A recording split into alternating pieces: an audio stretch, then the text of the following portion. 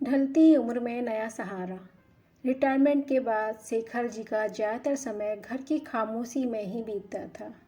पहले ऑफिस, दोस्त और काम की भागदौड़ थी, लेकिन अब दिन जैसा रुक सा गया था। उम्र बढ़ने के साथ सेहत भी साथ छोड़ने लगी और एक दिन हालत इतनी बिगड़ी कि बेटे ने विदेश से ही एक केयर टेकर का इंतज़ाम कर दिया। करीब 30 साल की सीमा रोज़ सुबह आती और शाम तक उनकी देखभाल करती। उसके व्यवहार में एक अपनापन था, ना कोई बनावट, ना कोई झिझक। धीरे धीरे दवाइयों और उसकी सेवा से शेखर जी की तबीयत सुधरने लगी। लेकिन जैसे जैसे शरीर ठीक हो रहा था, दिल के अंदर एक खालीपन और बढ़ता जा रहा था। सीमा के जाने का ख्याल उन्हें अंदर ही अंदर परेशान करने लगा था। वो उसे रोकना चाहते थे, पर कैसे? वो कोई रिश्तेदार नहीं, बस नौकरी करने आई थी। आखिर वो दिन आ ही गया जब सीमा का आखिरी दिन था। सुबह से ही शेखर जी का मन भारी था। उन्हें ऐसा लग रहा था जैसे कोई अपना उनसे दूर जा रहा हो। उस दिन सीमा अपनी छोटी बेटी पायल को भी साथ लाई थी। शेखर जी ने पहले से ही उसके लिए कुछ कपड़े, चप्पल और मिठाइयाँ रखी हुई थी। प्यार से उन्होंने वो सब पायल को दिया। बच्ची ने झिझकते हुए अपनी माँ की तरफ देखा और इशारा मिलते ही सामान ले लिया। सीमा ने धीरे से पूछा, आपको ये सब करने की क्या ज़रूरत थी?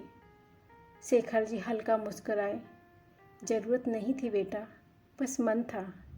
एक बाप का अपनी बेटी के लिए छोटा सा स्नेह समझ लो। इतना सुनते ही सीमा की आंखें भर आईं। कुछ देर बाद जब वो जाने लगी तो अचानक रुक गई। पीछे मुड़कर देखा, शेखर जी चुप खड़े थे, लेकिन उनकी आंखें सब कुछ कह रही थीं।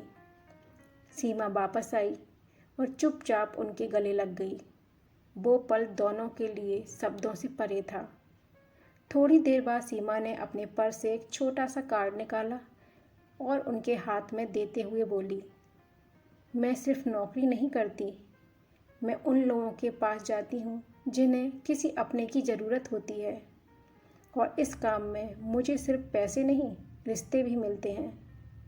वो आगे बोली, जिन बुज़ुर्गों की मैंने देखभाल की है, हम सब अब एक दूसरे का सहारा बन गए हैं। रोज़ सब मेरे घर इकट्ठा होते हैं, बातें करते हैं, हंसते हैं और दिन कैसे निकल जाता है पता ही नहीं चलता। फिर उसने मुस्कुराकर पूछा, क्या आप भी हमारे एक छोटे से परिवार का हिस्सा बनना चाहोगे? शेखर जी ने कार्ड को कसकर पकड़ लिया। उनके चेहरे पर पहली बार सुकून साफ दिख रहा था। उन्होंने धीरे से कहा, अब लगता है मैं सच में अकेला नहीं हूँ। पास में खड़ी पायल खिलखिलाकर बोली, मैं किसी को अकेला रहने ही नहीं देती। तीनों हंस पड़े और उसी हंसी में एक नया रिश्ता जन्म ले चुका था। खून से नहीं, अपनापन से बना हुआ एक भरा पूरा परिवार।